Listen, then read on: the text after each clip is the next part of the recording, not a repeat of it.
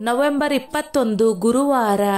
ಈ ವರ್ಷದ ಕೊನೆಯ ಗುರುಪುಷ್ಯ ಯೋಗವು ಬಂದಿದ್ದು ಅತ್ಯಂತ ಶಕ್ತಿಶಾಲಿಯಾದ ದಿನವಾಗಿದೆ. ಮಾಸದಲ್ಲೇ ಕಾರ್ತಿಕ ಮಾಸ ಅತ್ಯಂತ ಶ್ರೇಷ್ಠವೆಂದು ಹೇಳುತ್ತಾರೆ. ಅದರಲ್ಲೂ ಗುರುಪುಷ್ಯ ಯೋಗ ಬಂದಿರುವುದು ಬಹಳ ಮಂಗಳಕರ. ಈ ದಿನ ಮಾಡುವ ಪ್ರತಿಯೊಂದು ಕೆಲಸಗಳಲ್ಲಿಯೂ ಯಶಸ್ಸು ಖಚಿತ. ಅಂದರೆ ಗುರುವಾರದ ದಿನ ಪುಷ್ಯ ನಕ್ಷತ್ರ ಬಂದಾಗ ಅದನ್ನು ಗುರುಪುಷ್ಯ ಯೋಗ ಅಥವಾ ಗುರುಪುಷ್ಯಾಮೃತ ಅಮೃತ ಸಿದ್ಧಿ ಯೋಗ ಎಂದು ಕರೆಯುತ್ತಾರೆ. ಗುರುಪುಷ್ಯ ಯೋಗವು ಇಂದು ಬೆಳಗ್ಗೆ 6:24ರಿಂದ ಮಧ್ಯಾಹ್ನ 3:34 ಇದ್ದು, ಈ ಸಮಯದಲ್ಲಿ ಗುರುವಿನ ಪ್ರಭಾವ ಅಧಿಕವಾಗಿರುತ್ತದೆ. ಈ ದಿನ ವಿಶೇಷವಾಗಿ ರವಿ ಯೋಗ, ಅಮೃತ ಸಿದ್ಧಿ ಯೋಗ, ಸರ್ವಾರ್ಥ ಸಿದ್ಧಿ ಯೋಗಗಳು ಬಂದಿದ್ದು, ಈ ಯೋಗಗಳಲ್ಲಿ ಯಾವುದೇ ಒಳ್ಳೆಯ ಕೆಲಸ ಮಾಡಿದರೂ ಅಥವಾ ದೇವರ ಆರಾಧನೆ, ಪೂಜೆ ಪುನಸ್ಕಾರ, ದೇವಸ್ಥಾನಗಳಿಗೆ ಭೇಟಿ ನೀಡಿದರು 4 ಪಟ್ಟು ಫಲಗಳು, ಅಂದರೆ 4 ಪಟ್ಟು ಶುಭ ಫಲಗಳು ಪ್ರಾಪ್ತಿಯಾಗುತ್ತದೆ. ಇದರ ಜೊತೆಯಲ್ಲಿ ಈ ಸಮಯದಲ್ಲಿ ಮನೆಗೆ ಕೆಲವು ವಸ್ತುಗಳನ್ನು ಖರೀದಿಸಿದರೆ ಅದು ನಿಮ್ಮ ಮನೆಗೆ ಅದೃಷ್ಟವನ್ನು ತರುತ್ತದೆ. ಈ ಗುರು ಪುಷ್ಯಮಿ ನಕ್ಷತ್ರವು ಎಲ್ಲಾ ಶಕ್ತಿಯನ್ನು ಹೊಂದಿರುವುದರಿಂದ ನೀವು ಚಿನ್ನ, ಬೆಳ್ಳಿ, ವಾಹನಗಳು, ಎಲೆಕ್ಟ್ರಾನಿಕ್ ವಸ್ತುಗಳನ್ನು ಖರೀದಿಸಿದರೆ ಸಂಪತ್ತಿನ ದೇವರಾದ ಕುಬೇರನು ನಿಮ್ಮನ್ನು ಆಶೀರ್ವದಿಸುತ್ತಾನೆ. ಚಿನ್ನವನ್ನು ಲಕ್ಷ್ಮಿಯ ಸಂಕೇತವೆಂದು ಹೇಳುತ್ತಾರೆ. ಈ ದಿನ ನೀವು ಚಿನ್ನ ಖರೀದಿಸಿದರೆ ಅದೃಷ್ಟವನ್ನು ಹೆಚ್ಚಿಸುತ್ತದೆ ಎನ್ನುವ ಮಾತಿದೆ.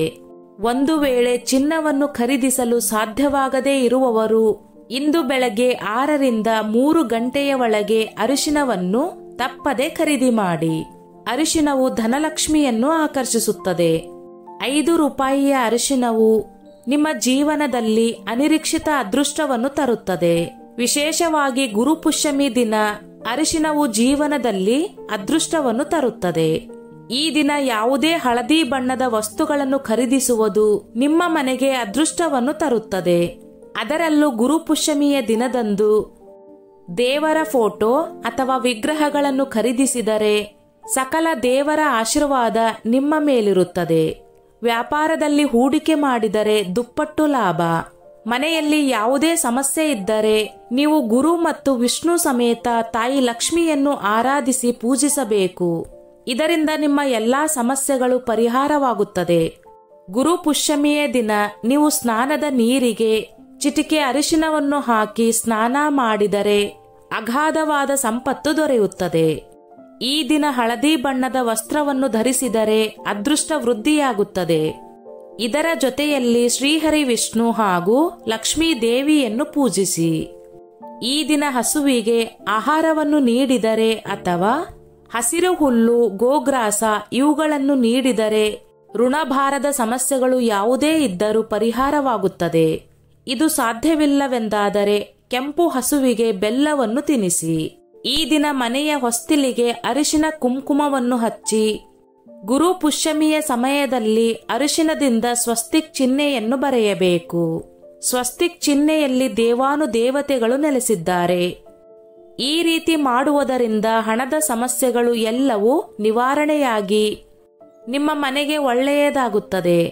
ಕಡು ಬಡತನವಿದ್ದರೂ ಲಕ್ಷ್ಮೀ ದೇವಿಯ ಅನುಗ್ರಹದಿಂದ ಕುಟುಂಬದ ದಾರಿದ್ರ್ಯವೆಲ್ಲವೂ ದೂರವಾಗಿ ಸಕಲ ಸೌಭಾಗ್ಯ ಹುಡುಕಿಕೊಂಡು ಬರುತ್ತದೆ.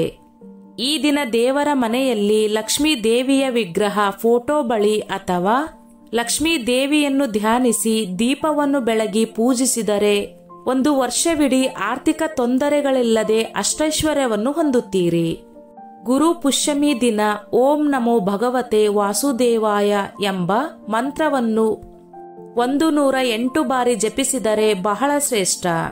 ಈ ದಿನ ಗುರು ಪುಷ್ಯಮಿ ನಕ್ಷತ್ರದಲ್ಲಿ ಕನಕಧಾರ ಸ್ತೋತ್ರವನ್ನು ಓದುವುದು ಅಥವಾ ಕೇಳುವುದು ನಿಮ್ಮ ಕುಟುಂಬಕ್ಕೆ ತುಂಬಾ ಒಳ್ಳೆಯದು. ಗುರು ಪುಷ್ಯಮಿ ದಿನ ತುಳಸಿ ಗಿಡದ ಬಳಿ ದೀಪವನ್ನು ಹಚ್ಚಿ 3 ಪ್ರದಕ್ಷಿಣೆ ಹಾಕಿದರೆ ಗುರುವಿನ ಸಮೇತ ದೇವತೆಗಳನ್ನು ಪೂಜಿಸಿದಷ್ಟೇ ಪುಣ್ಯ ಫಲ ಸಿಗುತ್ತದೆ. ಗುರು ಪುಷ್ಯಮಿ ಯೋಗದಲ್ಲಿ ಚಿನ್ನವನ್ನು ಖರೀದಿ ಮಾಡಿದರೆ ಕ್ಷೇಮ. ಮನೆಯಲ್ಲಿ ಲಕ್ಷ್ಮೀ ದೇವಿ ನೆಲೆಸುತ್ತಾಳೆ ಎಂದು ಪುರಾಣಗಳು ಹೇಳುತ್ತವೆ. ಗುರು ಪುಷ್ಯಮಿ ದಿನ ಚಿನ್ನ ಖರೀದಿಸಿದರೆ ಅಕ್ಷಯ ತೃತೀಯ ದಿನ ಚಿನ್ನ ಖರೀದಿಸಿದಷ್ಟೇ ಶ್ರೇಷ್ಠವೆಂದು ಹೇಳುತ್ತಾರೆ. ಈ ಸಮಯದಲ್ಲಿ ಚಿನ್ನ ಖರೀದಿಸಿದರೆ ಹಣವನ್ನು ಆಕರ್ಷಿಸುವ ದುಪ್ಪಟ್ಟು ಫಲಗಳು ಪ್ರಾಪ್ತಿಯಾಗುತ್ತದೆ. ಇದರ ಜೊತೆಯಲ್ಲಿ ಇಂದು ತಪ್ಪದೆ ಸ್ವರ್ಣ ಗಣಪತಿ ಮಂತ್ರವನ್ನು ಪಠಿಸಿದರೆ ನಿಮ್ಮ ಮನೆಯಲ್ಲಿ ಯಾವುದೇ ದೌರ್ಭಾಗ್ಯವಿದ್ದರೂ ನಿವಾರಣೆಯಾಗಿ ಮುಂದಿನ ದಿನಗಳಲ್ಲಿ ಚಿನ್ನ ಖರೀದಿಸುವ ಅವಕಾಶಗಳು ಕೂಡಿ ಬರುತ್ತವೆ. ಸ್ನೇಹಿತರೆ, ಈ ನನ್ನ ಮಾಹಿತಿ ನಿಮಗೆ ಇಷ್ಟವಾಗಿದ್ದಲ್ಲಿ ದಯವಿಟ್ಟು ಶೇರ್ ಮಾಡಿ, ಲೈಕ್ ಮಾಡಿ ಮತ್ತು ಸಬ್ಸ್ಕ್ರೈಬ್ ಮಾಡಿ.